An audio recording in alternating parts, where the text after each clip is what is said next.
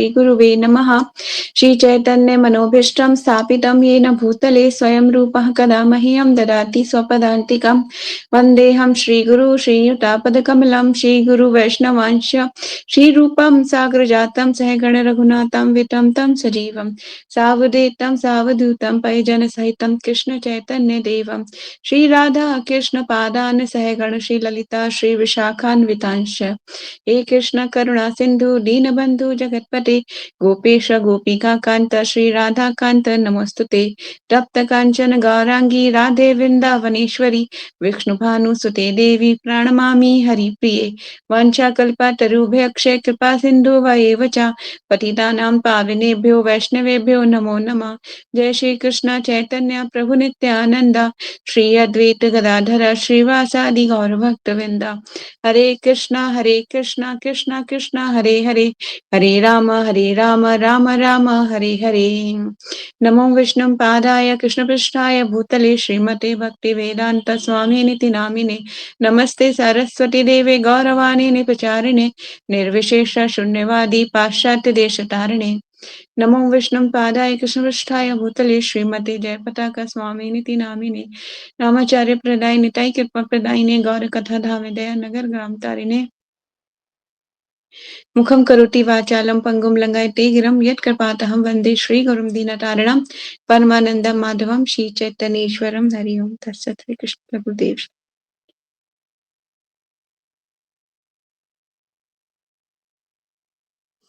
हरे कृष्णा।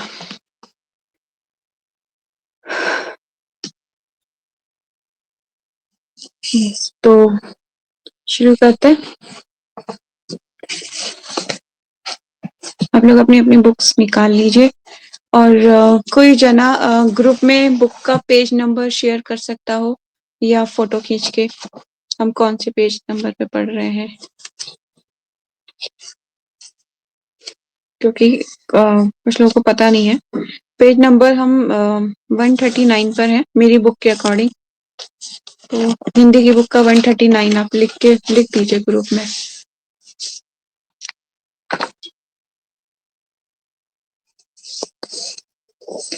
श्रील गुरुदेव श्रील प्रभुपाद की जय। तो हम अभी कहाँ पर पहुंच चुके हैं? अब बहुत इंटरेस्टिंग स्टोरी में हम एंटर कर चुके थे। यहाँ पर सैन फ्रांसिस्को में आ गए हैं कौन? भगवान जगन्नाथ। ठीक है, और कौन लेके आए उनको?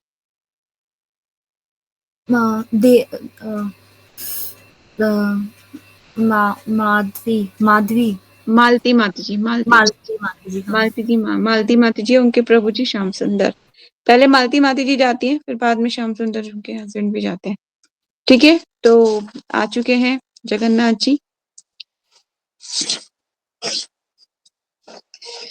तो अब जगन्नाथ जी की न्यू मूर्ति की नकाशी करने के लिए प्रभुपाद जी ने किसे बोला? श्याम सुंदर को कहा कि आप नई मूर्ति की नकाशी कीजिए। ठीक है, वो विग्रह जो है बन चुके हैं और फिर उसका क्या हो चुका है? प्राण प्रतिष्ठा भी प्रभुपाद जी कर चुके हैं। ठीक है, प्राण प्रतिष्ठा वाले दिन सबको बताया गया था कि आप क्या कीजिए, मोमबत्ती लीजिए और आरती उतारिए भगवान की, है ना, क्लॉकवाइज। और उसके बाद प्रभुपाद जी ने कहानी बताई थी जगन्नाथ जी की कि कैसे इंद्रद्युम्न महाराज को वो एक भगवान की एक फॉर्म की पूजा करें, पर्टिकुलर फॉर्म की, है ना। तो जगन्नाथ जी प्रकट हुए थे और जगन्नाथ जी को मतलब विश्वकर्मा ने खुद अपने हाथों से उनकी बनाया था। ठीक है, दूसरा उसमें बताया था प्रभुपाद जी ने कि आज भी जगन्नाथ जी के रथ को खींचने के लिए लाखों लोग आते हैं और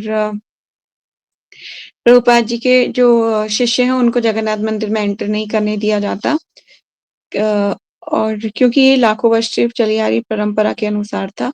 दूसरा, और जिसमें हमने पढ़ा था कि जिस दिन जगन्नाथ जी की प्राण प्रतिष्ठा हुई थी सैन फ्रांसिस्को में, तो वहां पर उस जगह का नाम क्या रखा गया था? नहीं याद किसी को? न्यू जगन्नाथपुरी। ठीक है, तो इस तरह से पूजन हुआ था और प्रसाद था उस दिन, फीस्ट प्रसाद था। और उसमें क्या क्या था फीस्ट प्रसाद में? बताएंगे आप लोग क्या क्या था इस प्रसाद में?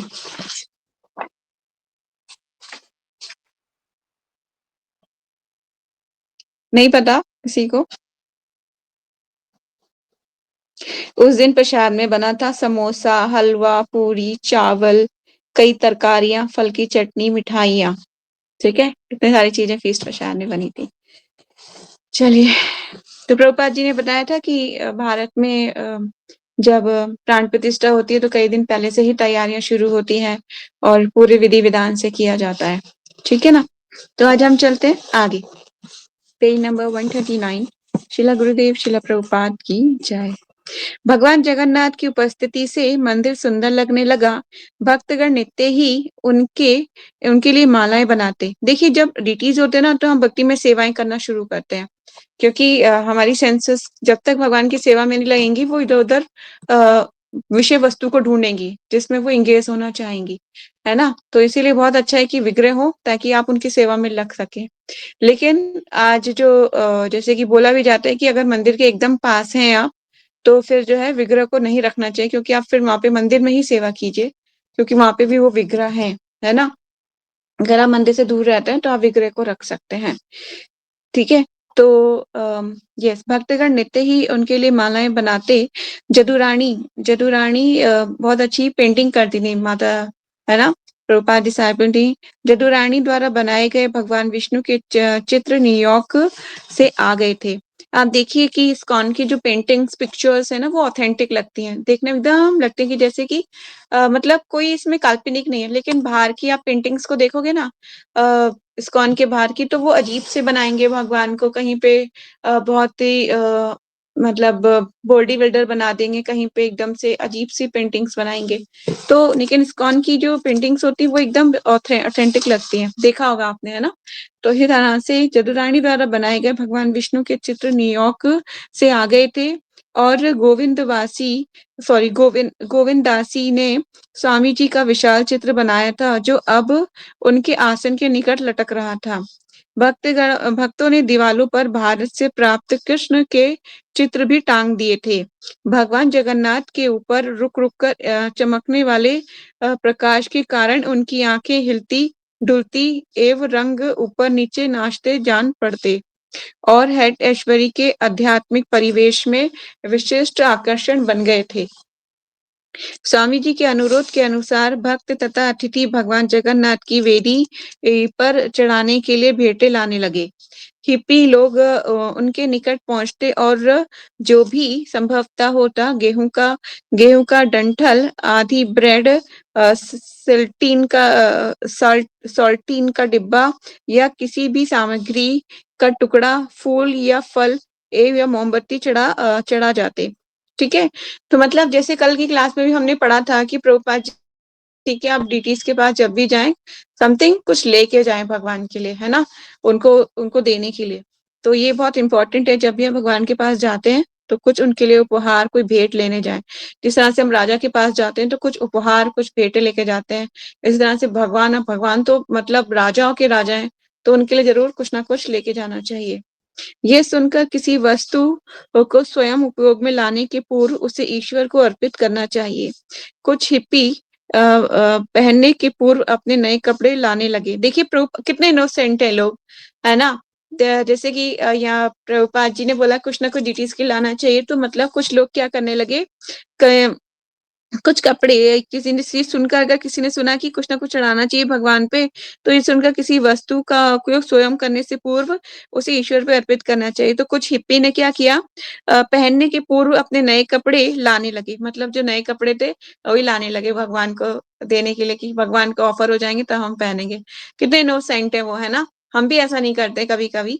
लेकिन जब जैसे बोला जाता है ना कि गुरु उसी स्लेट पे लिख सकता है जो पहले से खाली है ना? जो पहले से भरा है उस पे कैसे लिखेगा, क्योंकि वो तर्क वितर्क करेगा कि ऐसे नहीं ऐसा है, क्योंकि ऑलरेडी उसके ऊपर कुछ लिखा हुआ है। अगर हम खाली मन से जाते हैं, जैसे कि हम अपने सारे संशय जो सब कुछ मतलब पूरी तरह से जब शरणागत होते हैं ना गुरु के, तब गुरु जो चाहता है उस चीज को लिख सकता है, तब उनके हृदय के पटल पे वो चीज फिक्स हो जाती है। तो वो जो भी करेंगे फ्यूचर में, तो गुरु को मतलब 100% फॉलो करेंगे।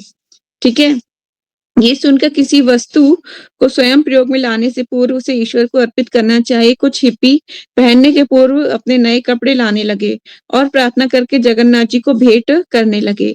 ये हिप्पी भगवान जगन्नाथ के आदेश का पालन नहीं करते थे। भगवान जगन्नाथ के आदेशों का पालन नहीं करते थे, लेकिन उनका आशीर्वाद चाहते थे। प्रत्येक रात को भक्तगण उसी तरह आरती संपन्न करते, जिस तरह स्वामी जी ने सिखाया था। वे जगन्नाथ जी के समक्ष एक-एक करके मोमबत्ती भेंट करने लगे। जब भक्तों ने पूछा कि क्या इस रस्म में वे कुछ और शामिल कर सकते हैं, तो स्वामी जी ने कहा कि वे अगरबत्ती भी अर्पित कर सकते हैं। उन्होंने बताया कि श्री विग्रह अर्चना इतनी विस्तृत है कि यहाँ चौबीसों घंटे भक्तों को व्यस्त रख सकती है। किंतु यदि वे सब एक साथ बताएँगे तो ये सुनकर उन्हें मूर्छा आ जाएगी। प्रभुपाद जी ने बोला कि अगर मैं एक साथ सब चीज़ें बताने चलूँगा तो तुम सब बेहोश हो जाओगे। मतलब डीटी वर्शिप इतनी ज़्यादा कर सकती है, 24 आवर्स आप भगवान की सेवा में लग सकते हो। ठीक है? स्वामी जी ने अपने कमरे में एक शिष्य से व्यक्तिगत वार्ता के दौरान बताया कि मंदिर में कीर्तन के समय उन्होंने ऐसा सोचा कि भगवान जगन्नाथ जी के समक्ष भगवान चैतन्य नृत्य कर रहे हैं।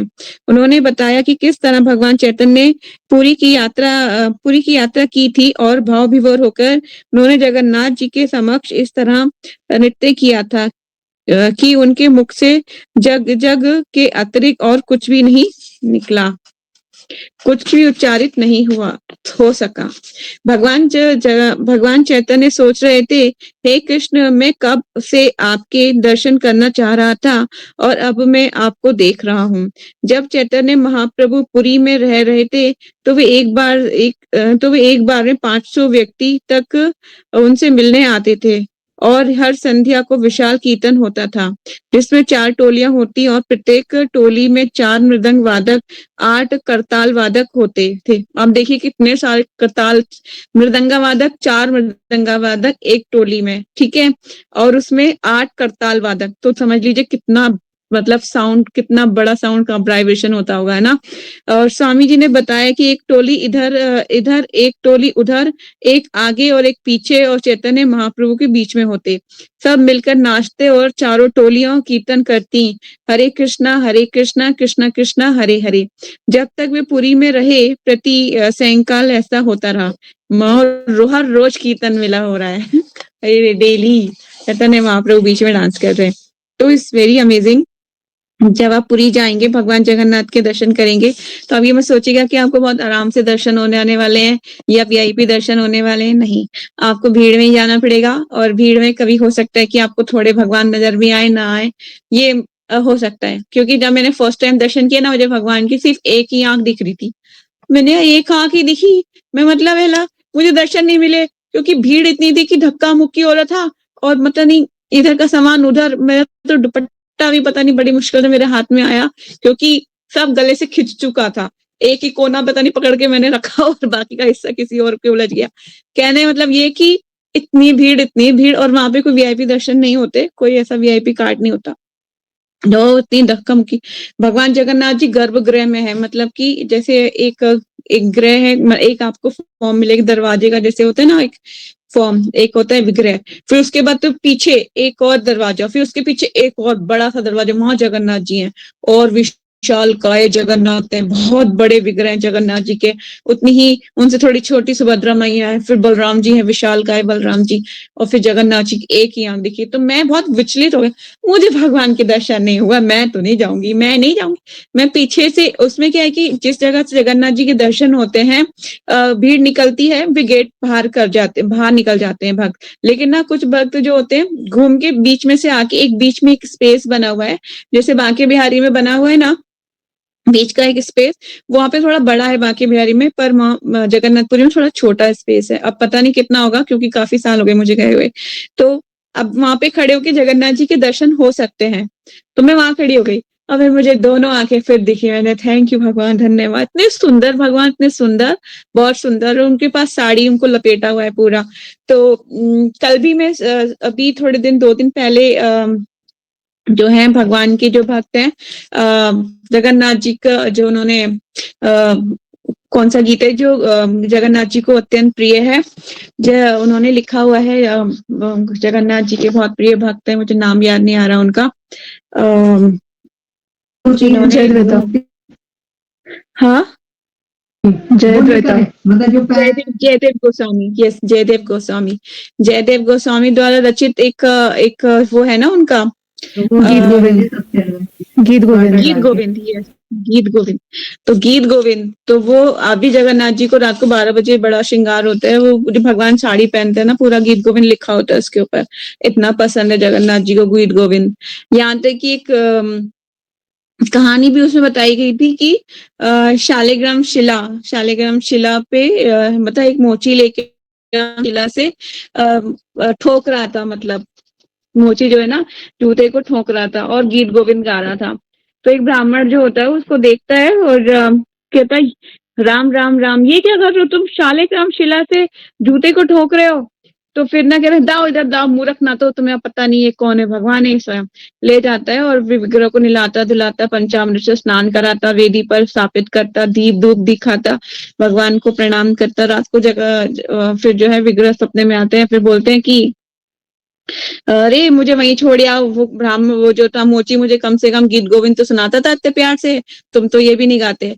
तो वो ब्राह्मण सुबह उठता है, भगवान की पूजा करता है, बोलते है भगवान मैं तुम्हें गीत गोविंद सुनाऊंगा, तुम कहीं मत जाओ, कहीं मत जाओ, यहीं रहो। तो फिर भगवान वहीं रहते हैं, गीत गोविंद सुनते हैं, मतलब इतने दयालु। और बैगन की भी कहानी आती है। एक माली की बेटी थी, वो बगीचे में, बैगन के बगीचे में गीत गोविंद गा रही थी। जगन्नाथ जी जो है बस जो है गीत गोविंद गा रही है, जगन्नाथ जी जो है अपने विग्रह से जो है बंद था, मतलब द्वार बंद था।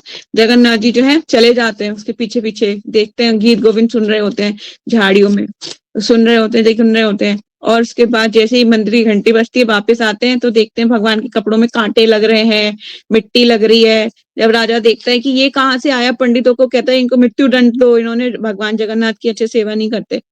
तो फिर साजा के सपने में आते हैं जगन्नाथ जी और बोलते हैं कि वो माली की बेटी ना मुझे गीत गोविंद सुनाती है, इसलिए मैं जाता हूँ उसके पास, तुम ब्राह्मणों को दोष मत दो, उनका कोई दोष नहीं है। तो फिर उसके माली की बेटी को बुलाया जाता है, कहती है यहाँ पे रोज आप गीत गोविंद गाइए, हमारे ठाकुर जी चले जाते हैं आपके साथ, मतलब गीत गोविंद सुनने के लिए। तो जगन्नाथ जी को गीत गोविंद इतना पसंद है, इतना पसंद है कि मतलब उसकी कोई सीमा नहीं है। आज भी गीत गोविंद के नाम मैं सुन रही थी, जयदेव गोस्वामी का 2-3 दिन पहले ही उनका डिसअपीयरेंस आया था, तो मैं सुन रही थी, मैं वहीं बैठी थी ऑल्टर के पास ही ना, अपने ऑल्टर में बैठी थी। मैंने हाँ आंखें बड़ी बड़ी कर लो, गीत गोविंद जयदेव गोस्वामी का वर्णन चल रहा है, भगवान आपके प्रिय भक्त। तो इसी तरह से मतलब जगह भगवान अत्यंत दयालु हैं, और वो उनको जो चीज पसंद है ना, वो कभी भी कहीं में भी जाके वो चीज प्राप्त कर सकते हैं। ऐसी कटहल की कहानी आती है, भगवान का रघु नामक एक भक्त था जो बहुत अच्छा, भगवान उससे मित्र का संबंध था भगवान का उससे, है ना। तो माधवदास दीदी उसमें राघव लिखा हुआ है, अब अलग अलग हो सकता है। माधवदास की जो उसमें चरित्र में पढ़ा, और माधवदास और जगन्नाथ जी के भक्त हुए हैं ना, उनकी कटल की कहानी गया इसके साथ। हाँ हो सकता है, मैंने राघव करके सुना था, रघु नाम रघु करके। तो वो पेड़ पे चढ़ जाता है और फिर जो है बोलते जगन्नाथ जी बोलते मुझे कटहल खाना है, मुझे कटहल खाना है, मायापुर में दिखाऊंगी हमको, बहुत सारे कटहल के पेड़ हैं वहां पे, बहुत सुंदर सुंदर। तो मतलब जब कटहल खाना है, भगवान बोलते हैं कि ऊपर चढ़ जाओ, मुझे कटहल चाहिए, सबसे बड़ा वाला, अब तो पका हुआ सबसे बड़ा वाला। तो अब राजा के मैं बगीचे में जाके वो रघु को चढ़ा देते हैं उसको पेड़ के ऊपर। तो फिर जगन्नाथ जी जो है एक एक करके कटहल वो हाथ में गेंद की तरह उठा ले, जैसे ही भगवान ऐसे हाथ कहते पकड़ो पकड़ो पकड़ो, जग्गू पकड़ो। अब क्या भगवान जो है ना पकड़ते नहीं है, भगवान अंतर ध्यान हो जाते हैं, वहां से चले जाते हैं, वो पेड़ से नीचे गिर जाता है। कि फिर राजा बुलाता है कि आपने जब आपको कटहल चाहिए तो हमें बताते, मुझे नहीं चाहिए था, जग्गू कुछ खाना था, मुझे नहीं खाना था। तो इस तरह से फिर वो कहते हैं कि कोई बात नहीं, हम कटहल भिजवा देंगे। इस तरह से भगवान ना अनेक लीलाएं करते हैं, अनेक अनेक अनेक। कल भी मैंने बताया था ना आपको राजापुर की कहानी, जिसमें जगन्नाथ जी ने बलराम जी और सुभद्रा मैया पीट रहे थे उसको, मुसलमान को। तो कहने का मतलब ये है कि भगवान बहुत दयालु हैं, और भगवान ऐसी कहानियां और ऐसी चीजें जब होती है, ऐसा नहीं है कि तभी होती थी, आज भी होती हैं ऐसी कहानियां, ठीक है। मायापुर की एक प्रसिद्ध कहानी है कि जब एक ही किचन था, डीडी किचन एक ही था, तो एक सारा का सारा प्रसाद जो है ना कि जाता था, राजापुर भी जाता था जगन्नाथ जी के टेम्पल में, और सबको भोग लगता था। लेकिन ना एक बार पुजारी के सपने में आते हैं राधा माधव, कहते हैं कि ये सारा प्रसाद तो जग्गू ही खा जाता है, हमारे लिए कुछ नहीं मिलता है। हमारा फिर किचन अलग अलग करनी पड़ी। अब इस तरह से किचन जो है राजापुर की किचन अलग है और राधा माधव की किचन अलग है। तो वो कहते सारा प्रसाद यही खा जाता है, हमें कुछ मिलता ही नहीं। है तो फॉर्म एक, पर भगवान ये दर्शाते हैं कि मैं मतलब हूँ, तो मेरी एग्जिस्टेंस को समझो, मुझे जानो। माया का प्रभाव इतना तेज है कि हम भगवान को नहीं समझ पाते हैं। ठीक है, तो इसी तरह से भगवान आज भी ऐसा रेसिप्रोकेट करते हैं। जैसे मैंने आपको पहले भी बताया था, एक बार हमारे घर पे की 56 भोग बने थे भगवान जगन्नाथ के, और सारी सफाई हो चुकी थी, सारी मतलब अच्छे से क्लीन कर चुके थे डिवोटी। तो उसके बाद जब लास्ट में सब लोग चले गए, क्योंकि मैंने कुछ बचाया नहीं था अपने लिए, सब दे दिया था, तो जैसी झाड़ू टकरा रही, किसी हांडी पे टकरा रही थी, हम सारा सरफ डाल के धो रहे थे घर, तो मैंने ये टकरा कहाँ रही है झाड़ू, देखा तो पेड़ मतलब पर्दे के पीछे छोले की एक हांडी रखी थी। मैंने ओ हो भगवान, अगर मैं ना मतलब अपने लिए कुछ नहीं बचाया था, इसलिए आपने मेरे लिए छोले बचाए रहे हैं। तो मतलब इस तरह से भगवान जो है कुछ ना कुछ लीलाएं करते रहते हैं। और उस टाइम पे भगवान इतने सुंदर लग रहे थे, जब उनका बर्थडे मनाया गया था, बहुत सुंदर लग रहे थे। और हमने घर पे बनाए थे 56 भोग, पूरी रात बैठ के, रात को 11 बजे से, और सुबह हमने लगभग 6, साढ़े 6, 7 बजे तक 56 भोग बनाए थे, पूरी रात, पूरी रात। बीच में लाइट भी चली गई थी, मोमबत्ती की रोशनी में बना रहे थे, इन्वर्टर भी खत्म हो चुका था, तो और कीर्तन भी कर रहे थे साथ में। बता हमारे पड़ोसी सोच रहे थे रात को क्या हो रहा है ये, मतलब बहुत ही मतलब एडवेंचरस था। भगवान ने मोमबत्ती भी जलवा ली, बर्थडे था भाई, मोमबत्ती, कैंडल लाइट, सारा कुछ करवाया भगवान ने। तो डिवोटी सब कीर्तन भी कर रहे थे। हम लोग 4-5 लोग थे, तो दो लोग, 3 लोग तो किचन में थे, एक हेल्पर था और 2 काम कुकिंग कर रहे थे, और बाकी कीर्तन कर रहे थे। तो बहुत अच्छा था, बहुत एंजॉय करा हमने वो बर्थडे जगन्नाथ जी। घर पे 56 भोग बने और फिर सारा ऑफर किया भगवान को, बहुत मजा आया। तो मतलब भगवान ऐसे मतलब एग्जिस्ट आदान प्रदान करते हैं और ये दिखाते हैं कि मैं यही हूँ, तुम्हारे पास ही हूँ, बस तुम्हें महसूस करो मुझे, और कुछ नहीं, है ना। तो बहुत मर्सीफुल है माँ जगन्नाथ। तो चलते हैं आगे। कहाँ पे थे, यस। तो जगन्नाथपुरी में कीर्तन हो रहा है, कीर्तन मेला चल रहा है, जिसमें भगवान चैतन्य जो है बीच में है, और चारों टोलियां जो है आगे पीछे भगवान जगन्नाथ, भगवान जो है जो चैतन्य महाप्रसाद कीर्तन कर रहे हैं। ठीक है, भक्तों ने समझ लिया कि उनमें से तथा स्वामी जी में बहुत अंतर है। भक्तों ने समझ लिया कि उनमें तथा स्वामी जी में बहुत अंतर है। वे कभी हिप्पी नहीं रहे, और वे कभी भी हैटेश्वरी के एलएसडी आध्यात्मिक पोस्टरों, रॉक गवैयों, हिप्पियों की अभीष्ट भाषा तथा सड़क के लोगों के मध्य कभी भी आराम से नहीं रहे।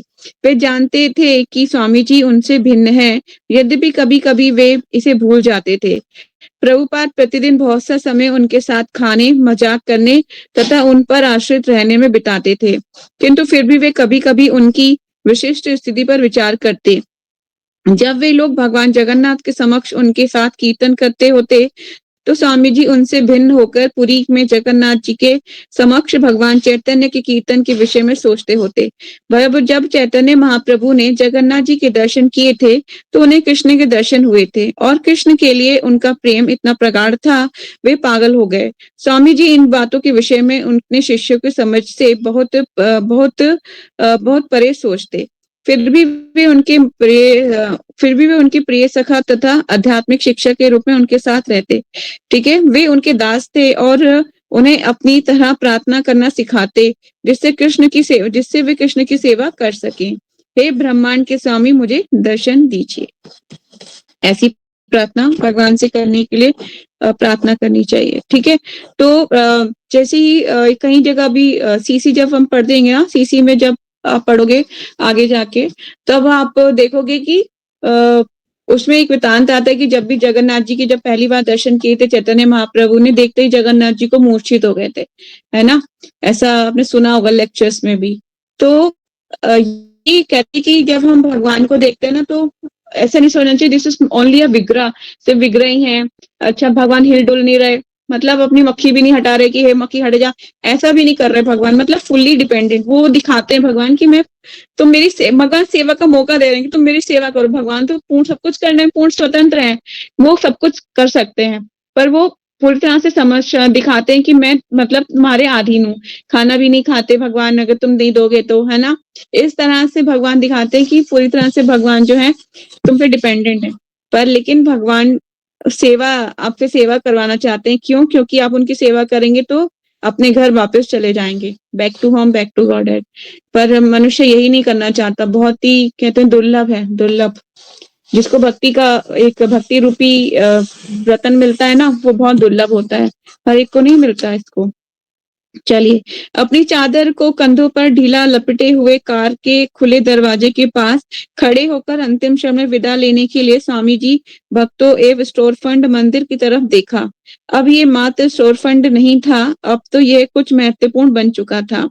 नवीन जगन्नाथपुरी। शिला भक्ति सिद्धांत सरस्वती यहाँ आने के लिए आदेश दिया था। उनके गुरु भाइयों में से ये कल्पना रही होगी कि अमेरिकी हिप्पी कितने पागल होते होंगे, ये दवाओं के बल पर व्योम में ग्रस्त होकर चिल्लाते होंगे, मैं ईश्वर हूँ। इतने सारे लड़के तथा लड़कियां धन तथा शिक्षक होते हुए भी दुखी तथा पागल होंगे, किंतु आप कृष्णा भावनामृत के माध्यम से उनमें कुछ कुछ सुख प्राप्त कर रहे थे। मतलब इसमें एक और कहानी आती है, आई थिंक लीलामृत में वो कहानी है, जिसमें ना प्रभुपाद जी ने बोला जगन्नाथ जी को घुमाने के लिए भी, अब जगन्नाथपुरी में नहीं निकलेगी यहाँ पर रथ यात्रा, तो क्या होता है कि प्रभुपाद जी ने बोला जगन्नाथ जी को घूमना बहुत पसंद है। प्रभुपाद जी एक लेक्चर बताते हैं घूमना बहुत पसंद है। तो फिर अगले दिन जब प्रभुपाद जी प्रणाम कर रहे होते हैं तो जगन्नाथ जी गायब होते हैं ऑल्टर से। तो प्रभुपाद जी पूछते हैं कहाँ गए जगन्नाथ? तो फिर बोलते हैं प्रभुपाद डिसाइपल्स की वो हमने ना उन्हें बीच पे ले गए प्रभुपाद, हम आपने बोलते ना जगन्नाथ जी घूमने का बहुत शौक है, तो हमने बीच पे ले गए, धूप में खाएंगे, धूप खा रहे हो बीच पे बैठ के। जैसे हम बीच पे ज्यादातर हिपीज लेटे रहते हैं और सन बाथिंग करते रहते, तो जगन्नाथ जी को वहां पे सन बाथ करा रहे थे। तो फिर जगन्नाथ प्रभुपाद जी बोले मुझे वहां ले चलो, तो प्रभुपाद जी जाके देखते हैं तो जगन्नाथ जी सन बाथिंग कर रहे होते हैं।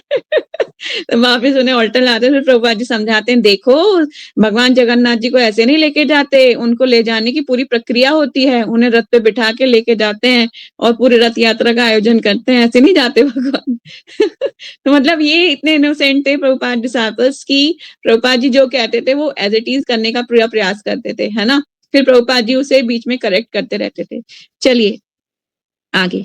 उनके आने से पहले ही संवाददाताओं ने उनसे पूछा कि वे हेड ऐश्वरी क्यों आए हैं? उन्होंने उत्तर दिया क्योंकि यहाँ किराया कम है।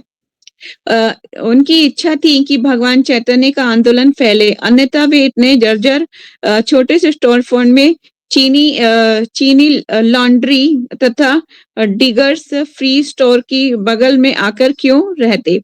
संवाददाताओं ने प्रश्न किया था, क्या वे हिप्पियों तथा बोहेमिया वासियों को कृष्णा भावना अमृत अपनाने के लिए आमंत्रित करेंगे? तो उन्होंने कहा था हाँ, सबों को। उन्हें पता था कि एक बार उनकी संगति करने से उनके अनुयायी पहले की अपेक्षा बदल जाएंगे। अब भक्तगण एक ही परिवार के रूप में थे। यदि वे स्वामी जी के आदेशों का पालन करेंगे तो वे शक्तिशाली बने रहेंगे। यदि वे निष्ठावान होंगे तो कृष्ण उनके सहायक होंगे। भगवान जगन्नाथ उपस्थित थे, अतः भक्तों को उनकी सेवा श्रद्धापूर्वक करनी होगी। वे हरे कृष्णा के जप एवं अपने गुरुओं के आदेशों का पालन करने से पवित्र हो जाएंगे। स्वामी जी अपने कुछ शिष्यों सहित कार के भीतर घुसे और एक भक्त कार चलाकर उन्हें हवाई अड्डे ले गया और उनके पीछे पीछे कई गाड़ियों में भक्तगण चले। हवाई अड्डे पर भक्तगण रो रहे थे, किंतु स्वामी जी ने उन्हें विश्वास दिलाया कि यदि वे रथ यात्रा उत्सव मनाएंगे तो वे अवश्य पधारेंगे। उन्होंने उनसे कहा कि तुम लोग मुख्य सड़क में जुलूस निकालने की व्यवस्था करना, सुचारू रूप से करना हमें बहुत लोगों को आकृष्ट करना चाहिए। जगन्नाथपुरी में प्रतिवर्ष ऐसा जुलूस निकलता है। ऐसे अवसर पर श्री विग्रह मंदिर से बाहर जा सकते हैं। स्वामी जी जानते थे कि उन्होंने भक्तों के हृदय में भक्ति के जो सुकुमार पौधे लगाए हैं। देखिए हम ना अभी सैटरडे या संडे क्लास में मे बी डिस्कस भक्ति लता वृक्ष को हम आज पढ़ेंगे डिटेलिंग में। जैसे हमने 14 प्लानेटरी सिस्टम पढ़ा था, इस तरह से हम भक्ति लता वृक्ष के बारे में पढ़ेंगे। ठीक है, तो प्रभुपाद जी बता रहे हैं कि वे जानते थे, स्वामी जी जानते थे कि उन्होंने भक्तों के हृदय में भक्ति के जो सुकुमार पौधे लगाए हैं, उनकी देखभाल के लिए उन्हें वापस आना होगा। अन्यथा हेट ऐश्वरी के इस भवसागर में ये नवदीक्षित कैसे बच पाएंगे। ये बारंबार वचन दे रहे थे कि वे अवश्य आएंगे। उन्होंने मुकुंद, श्याम सुंदर, गुरुदास, जयनंद जो है महाराज, इनकी ना समाधि आपको मिलेगी कहाँ पे, राजापुर में, राजापुर जगन्नाथ टेम्पल में, क्योंकि इन्होंने पहली बार जगन्नाथ यात्रा में पूरा सहयोग किया था। पहली जगन्नाथ यात्रा इन्हीं के द्वारा, मतलब इनका बहुत बड़ा योगदान था उसमें। ठीक है, और मेरे गुरु महाराज को इन्होंने पहले कील ठोकने की सेवा उसमें दी थी। ठीक है, तो जयनंद महाराज की समाधि आज भी है जगन्नाथ जी के टेम्पल में, मायापुर। ठीक है, अवश्य आएंगे। उन्होंने मुकुंद, श्याम सुंदर, गुरुदास, जयनंद, सुबल, गौर सुंदर, हेयग्रीव, हरिदास तथा लड़कियों से परस्पर मिलकर रहने के लिए कहा। प्रभुपाद जी हमेशा चाहते थे कि उनके डिसाइपल या फिर उनके ग्रैंड डिसाइपल्स ही क्यों ना हो, हमेशा एक दूसरे से मिलकर रहें, कभी भी लड़ाई झगड़ा ना करें किसी भी बात को लेके। ठीक है, केवल 2.5 मास पूर्व वे यहाँ हवाई अड्डे के इसी सीमा द्वार पर आए थे, जब कीर्तन करते तरुणों के झुंड ने उनका स्वागत किया था। अब उनमें से अनेक उनके शिष्य बन चुके थे। यद्यपि उनकी आध्यात्मिक पहचान तथा संकल्प नाम मात्र के थे, उनसे विदा लेने में उन्हें कोई पश्चाताप नहीं हुआ। वे जानते थे कि इनमें से कुछ अलग हो जाएंगे, किंतु वे उनके बीच हमेशा नहीं रह सकते थे। उनके पास सीमित समय था। नवदीक्षितों के 2 लघु समूह के पिता स्वरूप भक्ति वेदांत स्वामी स्नेह पूर्वक एक समूह को छोड़कर अपने पूर्व की ओर अभिमुख हुए, जहां दूसरा समूह एक भिन्न मुद्रा आनंद में स्वागत की मुद्रा में उनकी प्रतीक्षा कर रहा था। तो प्रभुपाद जी अब सैन फ्रांसिस्को से कहाँ जा रहे हैं, दूसरी जगह जा रहे हैं। चलते न्यूयॉर्क जा रहे हैं प्रभुपाद जी। न्यूयॉर्क सिटी, मई 1967। ऐसी कोई चेतावनी नहीं थी कि स्वामी जी का स्वास्थ्य बिगड़ जाएगा, और यदि कोई थी तो किसी ने परवाह नहीं की थी। जब सैन फ्रांसिस्को के अपने भक्तों के बीच से न्यूयॉर्क में अपने भक्तों के यहाँ गए, तो किसी ने ये नहीं बताया कि स्वामी जी को अपनी गतिविधियां कम करनी चाहिए। 5.5 घंटे के जेट उड़ान के बाद स्वामी जी ने कहा कि उनके कान बंद हो रहे हैं, किंतु वे ठीक लग रहे थे। उन्होंने विश्राम नहीं किया। उपयुक्त हवाई अड्डे के भव्य स्वागत के पश्चात सीधे 26 एवेन्यू गए, जहां उन्होंने 3 घंटे लगातार जोरदार भाषण और कीर्तन किया। मतलब प्रभुपाद जी 70 की एज में भी कितना ज्यादा मतलब फिजिकल वर्क करते थे, है ना, जो साधारण मनुष्य के लिए संभव नहीं है। वे अपने न्यूयॉर्क के शिष्यों को तेजोमय तथा प्रिय लगे, तथा अपनी उपस्थिति, अपने चितवन तथा अपनी वाणी से उन्होंने उनकी कृष्ण भक्ति बढ़ा दी थी। उनके लिए उनकी ढलती उम्र जो लगभग अब 72 वर्ष हो रही थी, प्रभुपाद जी की एज 72 वर्ष हो रही थी, उनके दिव्य गुणों में से एक थी। वे उनकी शक्ति थी, और उन्होंने कभी भी उनकी शक्ति जानने का प्रयास नहीं किया। ऐसे संकेत थे कि उन्हें अपने स्वास्थ्य के विषय में सतर्क रहना चाहिए। जब वे एलेन बर्क टीवी प्रदर्शन में गए, तो उन्हें कुछ कठिनाई प्रतीत हुई थी, और मंदिर वापस आते समय स्वामी जी ने कहा था कि टीवी के प्रकाश बल्ब से उनके सिर में इतना दर्द हो गया था कि एक क्षण तो उन्हें ऐसा लगा कि वे अब आगे नहीं बोल सकेंगी। फिर एक दिन रूपानुगा ने उन्हें जो व्याख्यान के समय स्वामी जी के निकट मंच पर बैठा था, देखा कि बोलते समय स्वामी जी का हाथ काँप रहा है। जब कई महीने पूर्व रिकॉर्ड बनाने के बाद स्वामी जी दूसरे दिन प्रातः देर तक सोते रहे थे और उन्होंने ये शिकायत की थी कि उनके हृदय की धड़कन बीच-बीच में छूट रही है और वे हिल-डुल नहीं सकते। उस समय कीर्तनानंद वहीं पर था और उन्होंने कीर्तनानंद से कहा था कि यदि मैं कभी बुरी तरह बीमार पड़ूं तो डॉक्टर मत बुलाना, मुझे किसी अस्पताल मत ले जाना, मुझे मेरी माला दे देना और हरे कृष्णा जप करना। प्रभुपाद जी ने बता दिया था कि मुझे कभी भी हॉस्पिटल मत ले जाना अगर बीमार पड़ूं। ठीक है, क्योंकि प्रभुपाद जी जानते थे कि मुझे भगवान का हरि नाम ही बचा सकता है। ठीक है, स्वामी जी के शिष्य स्वामी जी को रोकने के में संकोच का अनुभव कर रहे थे। कीर्तनानंद ने प्रयास किया था कि एवलान में जब स्वामी जी नाच कूद रहे थे और पसीने से तर थे, तो कीर्तनानंद ने कीर्तन को रोकने की जिद की थी, किंतु अन्यों ने उसे सभ्रम कहा था। इसके अतिरिक्त स्वामी जी स्वयं नहीं चाहते थे कि उन्हें कोई रोके और उन्हें रोकने वाले होते भी और उन्हें रोकने वाले होते ही कौन हैं? वे कृष्ण की शक्ति प्राप्त प्रतिनिधि थे और किसी भी कठिनाई को लांघ सकते थे। वे शुद्ध भक्त थे और कुछ भी कर सकते थे। क्या वे प्रिया ये उल्लेख नहीं करते रहे थे कि शुद्ध भक्त भौतिक कष्टों से परे होता है। स्वामी जी ने अपने एक शिष्य को रुगुण दादी को संतावना भरा पत्र लिखा था। स्वामी जी ने अपने एक शिष्य की रुगुण दादी को संतावना भरा पत्र लिखा था, किंतु भक्तों का मत था कि भले ही स्वामी जी किसी की बूढ़ी दादी को अच्छा उपदेश दे लें, किंतु स्वयं उन पर रुगुण दादी की तरह किसी बीमारी का कोई प्रभाव पड़ने वाला नहीं है। निसंदेह वे अपने को वृद्ध कहते, किंतु ऐसा अधिकांश व्याख्यानों में बताने के लिए कहते कि जरा बुढ़ापा अवश्याम्भी है। भक्तों को स्वामी जी का स्वास्थ्य सुदृढ़ लग रहा था। उनकी आंखें आध्यात्मिक भावनाओं में तेज चमकती, उनका मुखमंडल चिकना तथा सुनहरे रंग का था और उनकी मुस्कान उनके स्वास्थ्य तथा कुशलता की सूचक थी। एक बार एक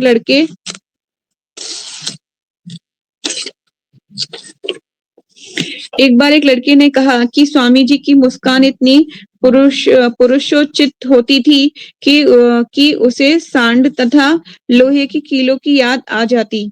स्वामी जी ठंडे जल से स्नान करते, लोअर ईस्ट साइड के पास प्रातःकाल तड़के भ्रमण के लिए जाते, मृदंग बजाते और ठीक से भोजन करते। यदि उनके शिष्य उन्हें रोकना भी चाहते तो वे क्या कर सकते थे? प्रभुपाद जी ना ठंडे पानी से स्नान करते थे। एक बार ऐसा हुआ था कि स्टार्टिंग के जब प्रभुपाद जी संघर्ष कर रहे थे प्रचार कार्य का, तो उनके एक मठ में प्रभुपाद जी जो है जाते हैं प्रचार कार्य के लिए। तो ऐसी सर्दी थी, जनवरी की सर्दी थी, दिसंबर लास्ट और जनवरी स्टार्टिंग की सर्दी थी, तो वहां पे गर्म पानी की व्यवस्था नहीं थी। प्रभुपाद जी जो है प्रभुपाद जी ठंडे पानी से नहा के बाहर आए, तो वहां का जो वॉचमैन सोच रहा था कि अंदर लाइट तो थी नहीं और पानी भी बहुत ठंडा था, स्वामी जी कैसे स्नान कर चुके हैं। तो पता चला कि प्रभुपाद जी एकदम चिल्ड पानी से स्नान कर रहे थे, ठंडे पानी से, जो मतलब सोचने में ही बहुत किसी को सहनीय नहीं हो सकता कि वो ऐसा भी हो सकता है।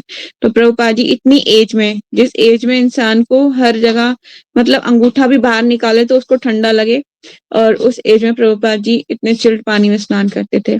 किंतु मई के अंतिम सप्ताह में स्वामी जी को थकान का अनुभव होने लगा और वे हृदय की धड़कने की शिकायत करने लगे, ये आशा करते हुए कि ये लक्षण 1 या 2 दिन में हो जाएंगे।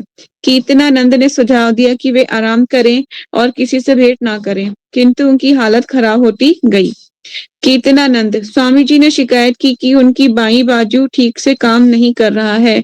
फिर उनके बाएं भाग में ऐंठन होने लगी और उनकी बाईं बाह बेकाबू होने लगी। ऐसा लग रहा था कि भीतर से या मानसिक रूप से उन्हें कोई रहस्यमय पीड़ा हो रही है। अच्युतानंद मेमोरियल डे स्मृति दिवस के 2 दिन पूर्व रविवार का दिन था। हमने अपराह्न मतलब दोपहर में शहर के उत्तरी भाग में एक हॉल में एक विशाल कार्यक्रम का आयोजन किया था। चूँकि सभी भक्त तैयार हो चुके थे, अतः मैं स्वामी जी को लेने ऊपर गया। वे लेटे थे, उनका चेहरा पीला था। उन्होंने कहा, "ज़रा मेरा हृदय छुओ।" मैंने उनकी छाती में तीव्र कंपन का अनुभव किया। मैं नीचे चला आया, किंतु मैं सभी को सावधान तथा भयभीत करना नहीं चाहता था। मैं कीर्तनानंद के पास गया और धीरे से बोला, "स्वामी जी के हृदय में कुछ अलग-सी हल्की धड़कन है।" और हम दोनों तुरंत ही ऊपर चले गए। स्वामी जी ने कहा, "ज़रा मेरी छाती पर मालिश करो।" अतः मैंने उनकी छाती पर मालिश की और उन्होंने बताया कि मैं मालिश किस तरह करूँ। उन्होंने कहा, "अन्य लोग चले जाएँ, केवल अच्युतानंद यहाँ रहे। यदि कुछ होता है तो वह तुम्हें बुला सकता है।" अतः अन्य लोग चले गए और वहाँ उन्होंने कार्यक्रम संपन्न किया, किंतु मैं वहीं प्रतीक्षा करता रहा। उन्होंने 1 या 2 बार मुझे अंदर बुलाया और जल्दी से उनकी छाती पर मालिश करने को कहा। फिर उन्होंने ऊपर देखा और उनका रंग वापस आ गया था। मैं मुँह खोले देख रहा था और सोच रहा था कि क्या किया जाए। उन्होंने मेरी ओर देखा और कहा, "तुम खाली क्यों बैठे हो? हरे कृष्णा जपो।" प्रभुपाद जी जब किसी को देखते थे ना, हरे कृष्णा मंत्र क्यों नहीं कर रहे हो? खाली क्यों बैठे हो? मतलब खाली बैठेंगे तो इधर-उधर की सोचेंगे, है ना? इसलिए कि जप करते रहो या फिर कुछ भक्ति में कार्य करो। ठीक है?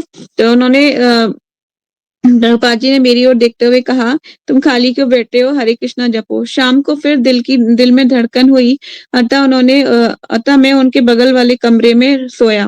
उन्होंने देर रात गए मुझे अंदर बुलाया और मुझसे मालिश करवाई। कीर्तनानंद मंगल का अपराह्न दोपहर का समय स्मृति दिवस था। मैं स्वामी जी के साथ उनके कमरे में बैठा था। नीचे कीर्तन चल रहा था। तभी पुनः ऐंठन शुरू हो गई। स्वामी जी का चेहरा अकड़ने लगा, उनकी आँखें घूमने लगीं और फिर वे पीछे की ओर गिर पड़े और मैंने उन्हें पकड़ लिया। वे हाँफ रहे थे, "हरे कृष्णा।" फिर सब कुछ रुक गया। मुझे लगा कि अंत हो गया, किंतु उनकी साँसें फिर चलने लगीं। उसी के साथ जपने लगा। उसी के साथ जब चलने लगा, किंतु वे अपने शरीर के ऊपर उनका नियंत्रण नहीं रहा था। ब्रह्मानंद मैं कीर्तनानंद के साथ वहीं था। ये स्मृति दिवस सप्ताहांत था। हमारी समझ में नहीं आ रहा था कि स्वामी जी को क्या हुआ। वे बैठ नहीं सकते थे, करा रहे थे और कोई जान नहीं पा रहा था कि क्या हो रहा है। मैं तथा कीर्तनानंद सभी प्रकार से उनकी सेवा कर रहे थे। मुझे बाजार जाकर उनके लिए एक शौच पात्र बेड पेन खरीदना पड़ा। स्वामी जी के वाम पक्ष को लकवा मार गया था। उन्होंने कहा कि उनके समक्ष दीवार पर उनके गुरु का चित्र टांग दिया जाए। भक्तगण घर के सामने वाले कमरे में बैठक में घुसने लगे और स्वामी जी ने उनके हरे कृष्णा कीर्तन करने के लिए कहा। फिर उन्होंने उनसे कहा कि श्री कृष्ण की नरसिंह रूप में पूजा करें। सत्स्वरूप स्वामी जी ने कहा कि हमें भगवान नरसिंह की प्रार्थना करनी चाहिए और प्रार्थना इस प्रकार होनी चाहिए कि हमारे गुरु का कार्य समाप्त। आप प्रार्थना क्या कीजिए कि हमारे गुरु का कार्य अभी समाप्त नहीं हुआ है। वे बारी-बारी से हमें शरीर के विभिन्न अंगों को मालिश करने के लिए कहते रहे। तब उन्होंने हमें सीढ़ी के नीचे जाकर रात्रि भर कीर्तन करने के लिए कहा। प्रभुपाद जी ने बोला, "कीर्तन करते रहो," क्योंकि प्रभुपाद जी को लग रहा था कि वो नहीं बच पाएँगे। ठीक है? तो प्रभुपाद जी ने पूरा बता दिया था, "मेरे गुरु का फ़ोटो मेरे सामने टाँग दो।" ऐसी तरह से होता है जब कोई ऐसी कोई सिम्पटम्स दिखते हैं किसी के भी जाने के, तो हम उसके इस्कॉन में एक प्रथा है कि भक्त लोग आते हैं और कीर्तन करते रहते हैं और उसके सामने जहाँ पे वो देख रहा होता है, एक पर्टिकुलर पॉइंट पे देख रहा होता है, जिसकी डेथ होने वाली होती है ना, प्राण निकलने वाले होते हैं, वो एक पर्टिकुलर पॉइंट पे देख रहा होता है। उसके सामने वाली वॉल पे भगवान कृष्ण का या भी कोई भी विग्रह का फ़ोटो या उसके गुरु का फ़ोटो टाँग दिया जाता है, ताकि वो उसकी कॉन्शियसनेस उस पे टिकी रहे। ठीक है? इंगित रहे। क्योंकि जो बहुत पीड़ा अनुभव होता है जब देह त्याग करते हैं। यात्री में स्वामी जी के हृदय में पीड़ा होती रही। दूसरे दिन उनकी हालत नाजुक होती गई। वे अत्यंत धीमे से बोल पाते थे और बात करने में असमर्थ थे। उन्होंने डॉक्टरों से चिढ़ती उन्हें क्या थी डॉक्टरों से चिढ़ती। उन्होंने स्वयं अपना निदान किया। हृदय आघात से मस्तिष्क पर एक भाग प्रभावित हो गया था, जिससे उनके वाम अंग का पक्षाघात हो गया है। उनका कहना था कि इसका इलाज मालिश है। ब्रह्मानंद स्मृति दिवस के दूसरे दिन हमें एम्बुलेंस की व्यवस्था करनी पड़ी। बैथ इज़राइल अस्पताल के पास कोई एम्बुलेंस ना थी, अतः मैंने एक प्राइवेट एम्बुलेंस कंपनी को फ़ोन किया। अस्पताल वालों से ये तय कर लिया गया था कि स्वामी जी प्रातःकाल 9 बजे पहुँचेंगे, किंतु एम्बुलेंस दोपहर तक नहीं आई। तब तक स्वामी जी कराते रहे। अंत में एम्बुलेंस आई और एम्बुलेंस वाले अत्यंत अशिष्ट व्यक्ति लगे। उन्होंने स्वामी जी के कपड़ों के पुलिंदे की तरह उठाया। मैंने सोचा कि अच्छा होता कि हम स्वामी जी को टैक्सी में ले गए होते। बैत इज़राइल अस्पताल के डॉक्टरों या अधिकतर उनके सहायकों ने रक्त लिया, इंजेक्शन लगाए और प्रशिक्षण किया। उनका निदान निर्णयात्मक नहीं था। उनके पास प्रयोग में लाने की योजनाएं थी। तभी अचानक एक डॉक्टर आया और उसने बताया कि आगे क्या हो। रीढ़ से कुछ निकालेंगे। रीढ़ जो पीछे की रीढ़ की हड्डी है उससे कुछ निकालेंगे। स्वामी जी इस रीढ़ से निष्कासन के हानि लाभ के विषय में बात नहीं कर सकते थे, क्योंकि वे अत्यंत कमजोर थे। उन्होंने अपने आप को अपने शिष्यों तथा कृष्ण की देख-रेख में छोड़ दिया था। ठीक है, ये बहुत डिफिकल्ट सिचुएशंस होती है। डॉक्टर नहीं चाहता था कि किसी प्रकार का व्यवधान हो। उसने बताया कि रीढ़ से द्रव निकालना क्यों आवश्यक है, किंतु वह यदि किसी की राय अथवा अनुमति नहीं मांग रहा था। डॉक्टर द्वारा रीढ़ से द्रव निकालते समय प्रत्येक व्यक्ति को कमरे से बाहर जाना पड़ा। केवल कीर्तनानंद रह गया, जिसने वहां रहने की जिद की थी। ना तो स्वामी जी अपनी अशक्तता के कारण डॉक्टर से कुछ ऐसा कहने से रोक पाए और ना ही उनके शिष्य, क्योंकि वे निश्चय नहीं कर पा रहे थे कि क्या किया जाए। जब डॉक्टर ने भक्तों द्वारा अब तक देखी गई सबसे बड़ी एवं अत्यंत भयावह सुई तैयार की, तभी भक्तगण स्वामी जी के कमरे के बाहर निकल गए। अब डॉक्टर ने बहुत बड़ी सुई तैयार करी है। ठीक है, रूपानुगा जब स्वामी जी को अस्पताल में पहले दाखिल किया गया तो मैं बड़ी कठिनाई में था। मुझे ज्ञात ना था कि मुझे क्या करना चाहिए। मुझे ऐसे आपातकाल में कोई अनुभव ना था। मेरी समझ में नहीं आ रहा था कि स्वामी जी की क्या सेवा करूं। एक डरावना अनुभव था। स्वामी जी का जीवन संकट में था। ना तो उनके शिष्यों को ये ज्ञात ना था कि उनको बचाने के लिए क्या किया जाए। वे बिस्तर पर इस प्रकार लेटे थे मानो वे उनकी दया पर आश्रित हों, किंतु अस्पताल वाले उन्हें अपनी निधि मान रहे थे। एक ऐसा वृद्ध व्यक्ति जिसे हृदय का रोग है, खोजबीन के लिए उपयुक्त पात्र।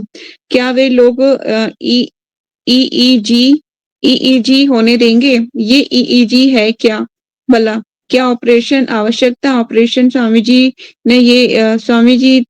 ने तो ये कहा था कि उन्हें कभी अस्पताल भी न ले जाया जाए।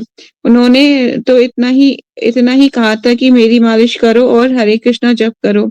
5 जून को स्वामी जी ने सैन फ्रांसिस्को के सारे शिष्यों तथा हस्ताक्षरित एक प्रेम भरा पत्र मिला। ये पढ़कर किसी प्रकार वे स्वामी जी के स्वस्थ होने के लिए यात्री भर कीर्तन और प्रार्थना करते रहे। उन्होंने एक संक्षिप्त पत्र लिखवाया।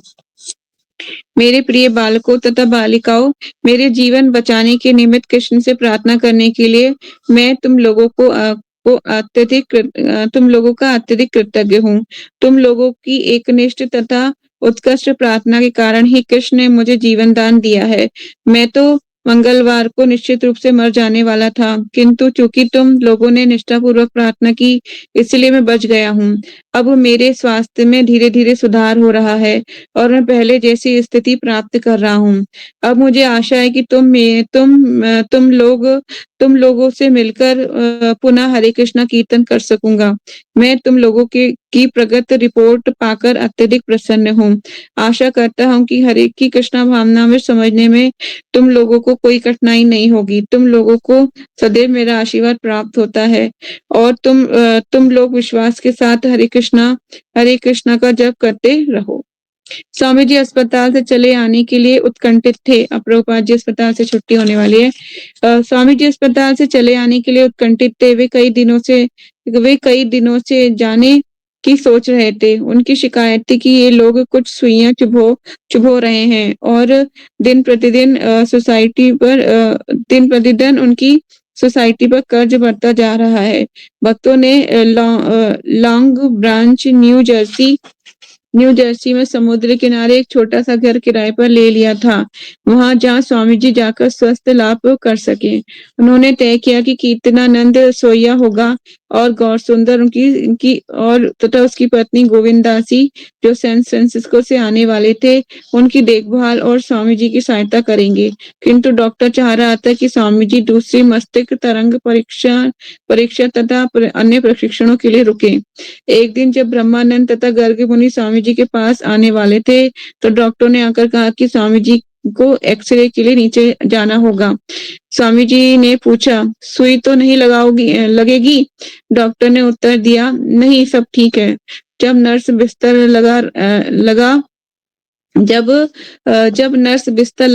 लगा पहिए वाला ठेला ले आई तो स्वामी जी ने इच्छा व्यक्त की कि गर्गमुनि उसे उठा ले जाए। प्रभुपाद जी ने बोला कि मुझे ले जाओ यहाँ से ले जाए। फिर इस तरह पालथी मारकर बैठ गए और उन्होंने अपना हाथ अपनी जप थैली पर रखा और गर्ग मुनि नर्स के पीछे पीछे उन्हें ढेलते हुए दरवाजे से बाहर, फिर हॉल में और फिर एलिवेटर लिफ्ट के अंदर ले गए। फिर नीचे तीसरी मंजिल पर गए और एक कमरे में प्रविष्ट हुए। नर्स ने उन्हें स्वयं भी अधीर था। नर्स ने उन्हें अकेले छोड़ दिया। गर्ग मुनि स्वामी जी की बेचैनी का अनुभव हो रहा था। वह स्वयं भी अधीर था। अपने गुरु के साथ होने का ऐसा अनुपयुक्त स्थान। अब एक दूसरी नर्स सुई के लिए आई। स्वामी जी को थोड़ा इंजेक्शन देने का समय हो गया है। स्वामी जी ने सिर हिलाया, नहीं। गर्ग मुनि ने सीधे कह दिया, खेद है कि हमें ऐसा नहीं होने देंगे। नर्स थोड़ी क्षुब्ध हुई किंतु हंसी। इनमें से आपको कष्ट नहीं होगा। वो बोली कि इससे आपको कष्ट नहीं होगा किसी भी तरह का। स्वामी जी ने गर्ग मुनि को आदेश दिया, मुझे वापस ले चलो। जब नर्स ने जिद की तो गर्ग मुनि ने स्वभाववश उतावलेपन से नर्स तथा गुरुजी के बीच आ गया। गर्ग मुनि ने सोचा, यदि आवश्यकता हुई तो लड़ पड़ूंगा।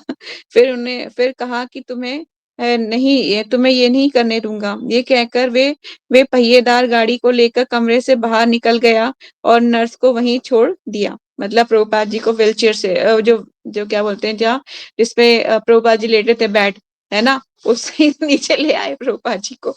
ठीक है। गर्ग मुनि रास्ता भूल गया और वहां कहीं तीसरी या चौथी मंजिल में था। उसे दरवाजे तथा बरामदे भी नजर आ रहे थे। स्वामी जी का कमरा छठी मंजिल पर था, पर ये ना जानते हुए कि वे कहाँ जा रहा है। गर्ग मुनि बरामदे से होकर गाड़ी ढकेलता रहा और स्वामी जी पालती लगाए अपनी माला जप करते रहे। गर्ग मुनि के निकल जाने के क्षण भर बाद ही ब्रह्मानंद एक्सरे लैब पहुंचा और नर्स तथा सहायक डॉक्टरों ने सारा किस्सा बताते हुए उससे शिकायत की। ब्रह्मानंद वे इसे चोरी मान रहे थे। स्वामी जी स्वामी जी उनकी संपत्ति थे। जब तक स्वामी जी अस्पताल में थे तब तक वे उनके हैं और वे जो कुछ चाहे कर सकते हैं। गर्ग मुनि स्वामी जी को उनसे चुरा कर ले गया है। गर्ग मुनि को एलवीलेट एवी एलिवेटर मिल गया था।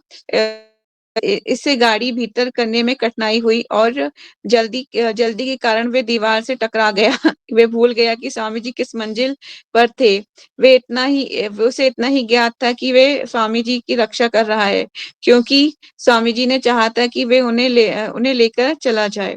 अंत में गर्ग मुनि स्वामी जी का कमरा नंबर 607 में पहुंचा, जो एक ईस्टर्न वहां पर उपस्थित था।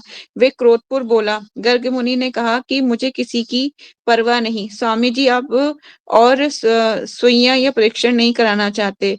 हम सब हम छोड़कर जाना चाहते हैं। तभी ब्रह्मानंद आ गया और उसने अपने छोटे भाई को शांत किया और स्वामी जी को में लिटा दिया। स्वामी जी ने कहा कि अब मैं जाना चाहता हूँ। तब डॉक्टर भीतर आया और तो वे बैठ गए और उन्होंने दृढ़तापूर्वक कहा, डॉक्टर बिल्कुल ठीक हूँ, अब मैं जा सकता हूँ। फिर ये कहकर उन्होंने डॉक्टर से ये दिखाने के लिए कि हाथ मिलाया कि वे बिल्कुल स्वस्थ हैं। डॉक्टर मनी मन हंसा। उसने कहा कि यद्यपि वे ठीक हो रहे हैं, किंतु कुछ दिन और रुकना होगा। अभी भी वे खतरे से बाहर नहीं है। उन्होंने अत्यंत सतर्क निगरानी की आवश्यकता है। एक एक अन्य ईईजी इलेक्ट्रो एन एन्सेफेलोग्राम लेने की आवश्यकता है। स्वामी जी के हृदय के आसपास अब भी पीड़ा थी, किंतु स्वामी जी ने डॉक्टर को बताया कि उनके लड़कों ने उनके लिए समुद्र किनारे विश्राम करने के लिए किसी स्थान का प्रबंध कर दिया है। डॉक्टर ने कहा कि ये बहुत अच्छा है, किंतु वे अभी अपने रोगों को इस तरह नहीं जाने दे सकते। अपने रोगी को इस तरह नहीं जाने दे सकते। किंतु स्वामी जी ने पूर्ण निश्चय कर लिया था कि ब्रह्मानंद तथा गर्ग मुनि ने एक भाड़े की कार का प्रबंध किया। उन्होंने स्वामी जी की सारी चीजें एकत्रित की और उन्हें अपने कपड़े पहनने की में सहायता की। जो ही वे उनके कमरे से बाहर ले आए और अस्पताल कर्मचारियों ने देखा कि लड़के सचमुच इस वृद्ध पुरुष को ले जा रहे हैं, तो कुछ डॉक्टरों तथा नर्सों ने उन्हें रोकने का प्रयत्न किया। ब्रह्मानंद ने कहा कि आप लोग चिंता न करें, स्वामी जी हमें अत्यंत प्रिय हैं और हमें उनकी अच्छी देखभाल कर लेंगे। उनकी नियमित मालिश होगी और प्रचुर विश्राम करेंगे और डॉक्टर जो भी दवाएं बताएंगे वे लाकर उन्हें खिला देंगे। समुद्र किनारे विश्राम कर चुकने के बाद वे पुनः प्रशिक्षण के लिए वापस चले आएंगे। ब्रह्मानंद, जब डॉक्टर ऊब गए तो उन्होंने हमें धमकाया, ये व्यक्ति मरने वाला है। उन्होंने सचमुच हमें डरा दिया। उन्होंने कहा कि ये व्यक्ति मरने वाला है और लोगों को इसका दोष होगा। यहाँ तक कि जब हम जा रहे थे तो उन्होंने कहा कि इस व्यक्ति को मरना है, ये भयावह है। 8 जून 8 जून को 10 बजे प्रातः अतः सबने अस्पताल छोड़ा। स्वामी जी लॉन्च ब्रांच के मकान में जाने के पूर्व थोड़ी देर के लिए 26 एवेन्यू के मंदिर में रुकना चाहते थे। डगमगाते चलते हुए स्टोर फ्रंट में प्रवेश करके वे अपने गुरु भक्ति सिद्धांत सरस्वती तथा उनके पिता भक्ति विनोद ठाकुर के चित्रों के समक्ष आए। उनके शिष्यों ने पहली बार उन्हें साष्टांग दंडवत प्रणाम करते देखा। जो ही वे अपने गुरु महाराज के समक्ष दंडवत प्रणाम करने के लिए झुके, तो उनके शिष्यों ने भी नमस्कार किया और अनुभव किया कि उनकी भक्ति बढ़ गई है। ठीक है, तो प्रभुपाद जी जो है अभी अस्पताल से आ गए हैं। तो आज इतना ही पढ़ेंगे। ठीक है, कोई क्वेश्चन है आप लोगों का?